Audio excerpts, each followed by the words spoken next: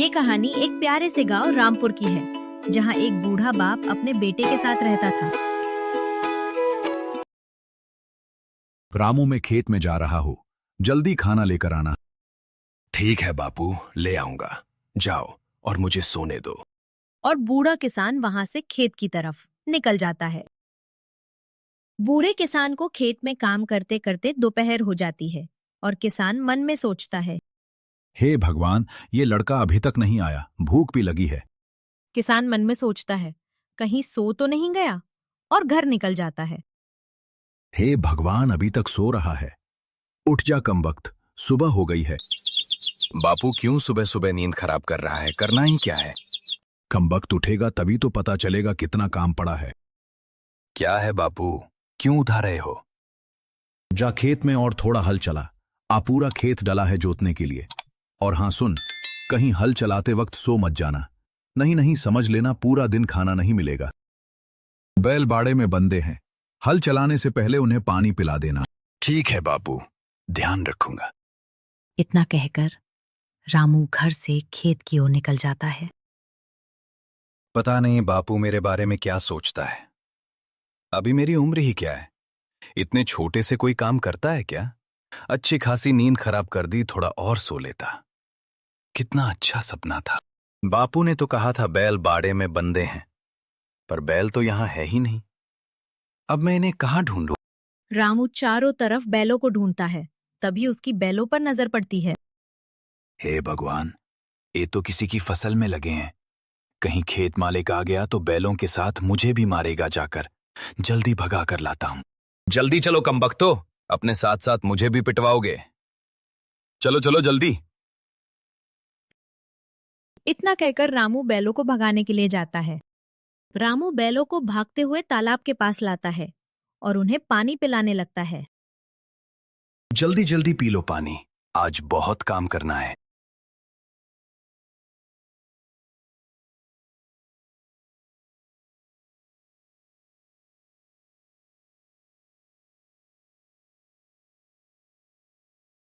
पानी पिलाकर रामू बैलों को खेत में जोतने लग जाता है।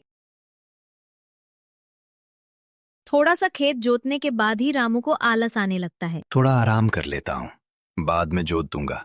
अभी पूरा दिन पड़ा है।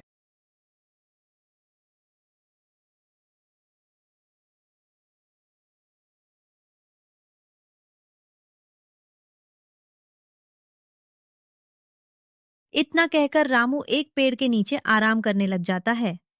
आराम करते करते उसे पता ही नहीं चलता कब उसकी आंख लग जाती है। जब उसकी आंख खुलती है तो शाम हो जाती है। हे भगवान, कितना समय हो गया। अब मैं घर जाकर बापू को क्या जवाब दूंगा? अब मुझे तो आज खाना नहीं मिलने वाला। इतना कहकर रामू बैलों को बाड़े में बांधता है और घर की ओर चला जाता है। आज तो बापू पक्का डांटेगा। बापू ने आते वक्त कहा भी था, कहीं सो मत जाना। रामू घर पहुंचता है और घर पहुंचते ही बापू पूछते हैं। क्यों रामू, जोत आया खेत और बैलों को सही से बंद आया? बापू, मैं गलती से सो गया था और मेरी आंख लग गई, इसलिए मैं खेत नहीं जोत पाया। कमबख्त, जाते वक्त मैं तुझे कहा था कहीं सो मत जाना, लेकिन तूने मेरी नहीं मानी। जा, निकल जा मेरे घर से।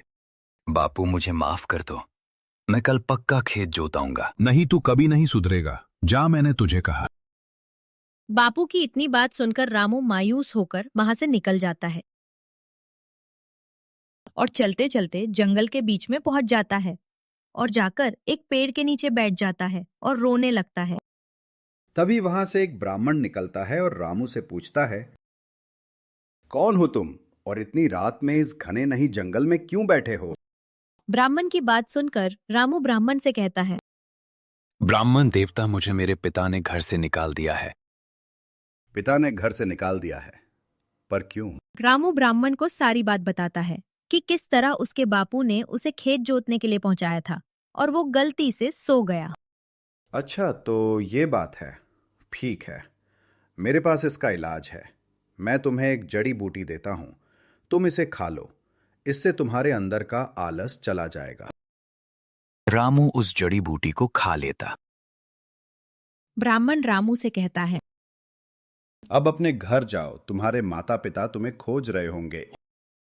ब्राह्मण की बात मानकर रामू अपने घर चला जाता है। जब रामू घर पर पहुंचता है तो देखता है कि उसका पिता बिस्तर पर पड़ा हुआ है। क्या हुआ पिताजी? सब ठीक तो है ना? सब ठीक है बेटा, खाना नहीं खाया तो कमजोरी आ गई। क्यों पिताजी? खाना क्यों नहीं खाया? बेटा सारा राशन खत्म हो गया और फसल हुई नहीं है। अब तो कुछ तुझे ही काम करना पड़ेगा। जी पिताजी, मैं कल से जंगल में लकड़ी काटने जाऊंगा और बाजार में उन्हें बेचकर घर चलाऊंगा। ठीक है बेटा, अभी सो जा, सुबह लकड़ी काटने चले जाना। इतना बोलकर रामू और उसके पिता सो जाते हैं। सुबह का सूरज उगता है और रामू जंगल में लकड़ी काटने के लिए निकल पड़ता है। रामू सारा दिन लकड़ी काटता है और एक बड़ा सा गट्ठर बना लेता है। सर पर गट्ठर रखकर रामू बाजार की तरफ निकल पड़ता है। चलते चलते कुछ समय में बाजार में पहुंच जाता है और आवाज लगने लगता है। लकड़ी ले लो लकड़ी, लकड़ी ले लो लकड़ी। देखते ही देखते कुछ समय में उसकी सारी लकड़ी बिक जाती है और उसके पास अच्छा खासा धन आ जाता है। धन लेकर और अपने घर की ओर चला जाता है।